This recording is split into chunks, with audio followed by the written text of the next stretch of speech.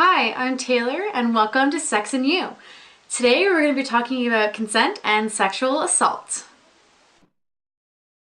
Let's talk about you and me. Let's talk about all the good things and the bad things that may be. Let's talk about sex. All right. So what is consent? Consent is a mutual agreement between two people before they engage in any sexual activity. It involves verbal cues by giving permission when a person is in their own right of mind and is of their own free will. So along these lines, sexual assault is any sexual act that is not of mutual consent. So this could be anything from fondling to kissing to anal or oral sex or sexual intercourse. It doesn't matter what it is, it just matters that it's not consensual. So with consent, there is no such thing as assumed consent. This means that whether you're in a relationship or you've done the act before or you haven't said no, it doesn't mean you said yes. And saying yes to one thing doesn't mean you say yes to anything else. And also remember that people can take consent away at any time, so people can change their mind. Just because you say yes at one point doesn't mean you should be afraid to say no after that if you start to feel uncomfortable. Let's talk about the myths surrounding consent and sexual assault.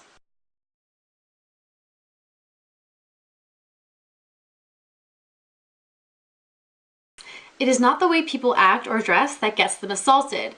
It is the person assaulting them that is in the wrong, always. The way a person acts or dress has nothing to do with their character or how they want to be treated. It is solely the responsibility of the person that assaulted them.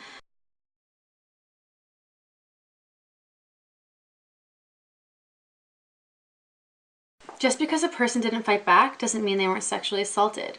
Sometimes they're overly intoxicated or under the influence of drugs and aren't able to fight back.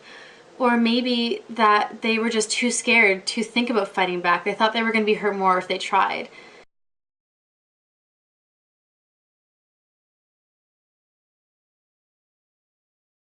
A person can say no at any time, no matter who they're with or how long they have been with them.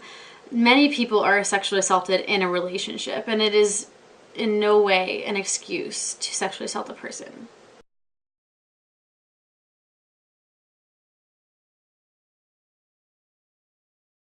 In fact, most people know their abuser. It is very rare for someone to be assaulted by a stranger passing on the street.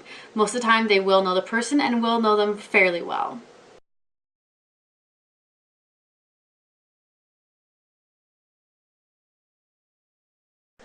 Sometimes a person is overly intoxicated or is under the influence of drugs and won't be able to remember exactly what happened or remember it very clearly.